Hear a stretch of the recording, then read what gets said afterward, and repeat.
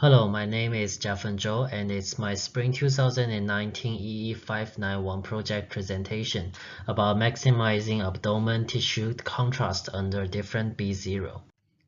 My personal goals of this project are to explore a bunch of theories about magnetic resonance imaging and learn how to use software and artificial data to simulate real-world situations.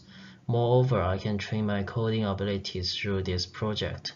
The aim of this project is to examine how to maximize image contrast for neighboring abdomen tissues under a range of B0. Several sequences such as saturation recovery, fast spin echo, and steady-state free precession will be applied to simulate how magnetization changes. The project can be divided into two parts.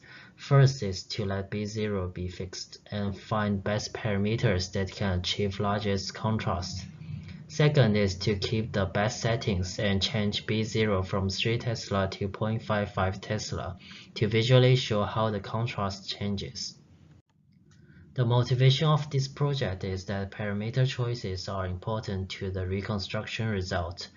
Different choices of TE, TR, and so on can largely impact the illuminance and contrast. From the image here, it can be seen that for thin sliced image, different parameter settings can make the image brighter or darker, and enhance or suppress contrast between tissues. Since tissues have different T1 and T2 values, and signal intensity is a function of T1, T2, TE, TR, and so on, adjusting TE and TR can manipulate contrast between two tissues. It will be pathologically useful because those such as liver tumors have a larger T1 than normal tissues. Moreover, abdomen tissues are all close to each other. It will be useful if contrast between two neighboring tissues is maximized, so that one tissue can be distinguishable from others. If there is a way to maximize contrast between abdomen tissues, it will be better for doctors to do examination. With the help of MATLAB, it can simulate different kinds of sequences and calculate steady-state magnetization.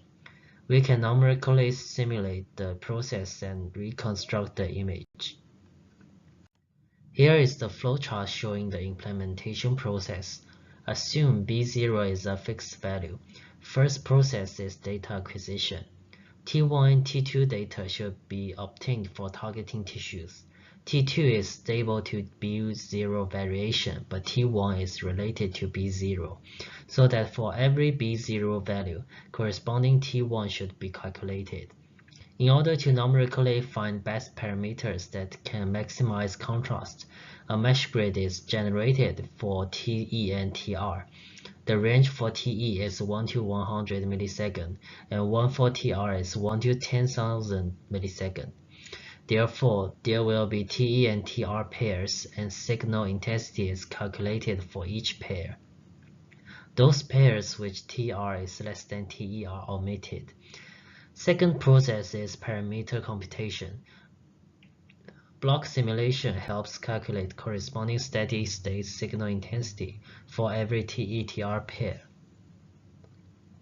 Then for each pair, contrast and contrast efficiency can be derived. Iterates through contrast array, and the indexes for maximum can be found, which is the best parameter setting. At last, read digital phantom and do some pre-process such as keeping targeting tissues and blocking all other tissues. Use block simulation again, this time apply best parameters, and the image that maximize contrast can be constructed. Here are some figures showing the details of the process. To calculate T1 under P0, from a paper written by Portumley, it follows a simple polynomial relation. For fat, liver, muscle, and kidney, their relation between T1 and B0 are plotted in the first figure.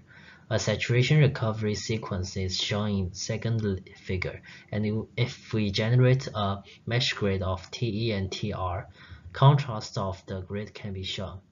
Yellow region indicates a higher contrast and dark blue region indicates a lower contrast.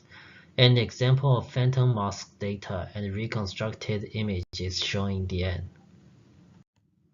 Here are the formulas for calculating steady-state signal for saturation recovery. At last, contrast is calculated by the difference of two magnetizations. For T2 weighting images, since it tends to find longest TR, contrast efficiency is maximized instead of contrast. Efficiency is calculated by dividing contrast by square root of TR. Here are the results. First, kidney and fat are examined. On the left are axial and coronal images of kidney and fat. Leftmost two images are phantom mask data.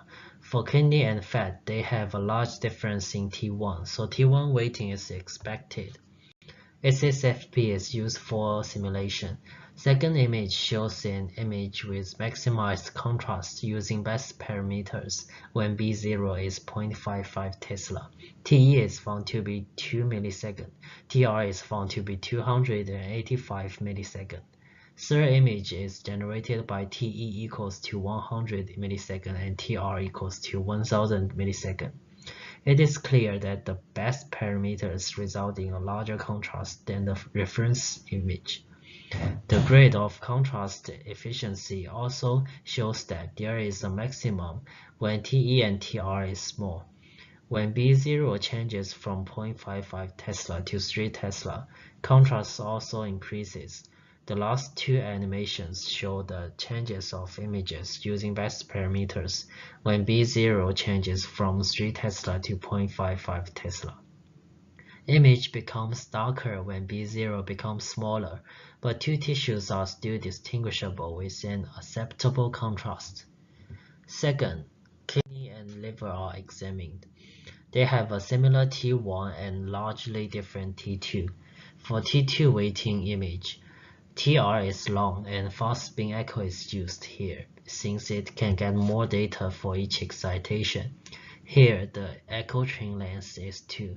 It's also clear that the one with maximized contrast is much visually better than the reference image.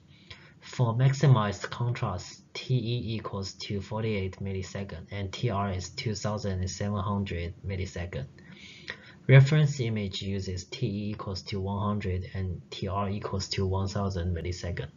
Contrast efficiency gets maximum when TR and TE are long. The last one is for muscle and fat. Spin echo is used here. They both differ a lot by T1 and T2.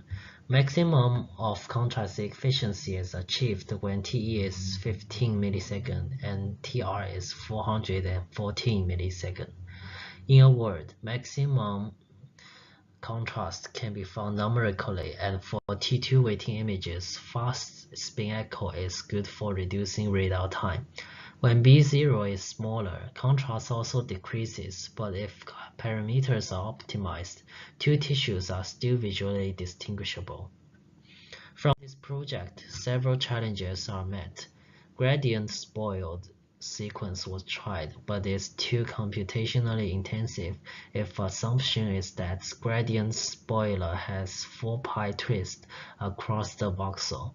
Therefore, numerical method gets long running time if algorithm has too many nested loops.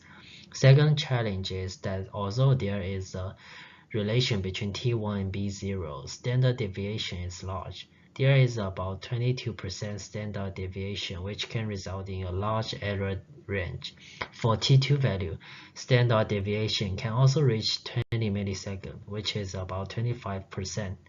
Therefore, whether simulated results are same as reality is still a question. Learning from this project, I got some experience for simulating different kinds of sequences, and get to know that although things might be trivial in the first sight, implementation can be very time-consuming during the process. Here are the references, and thanks for listening to my presentation.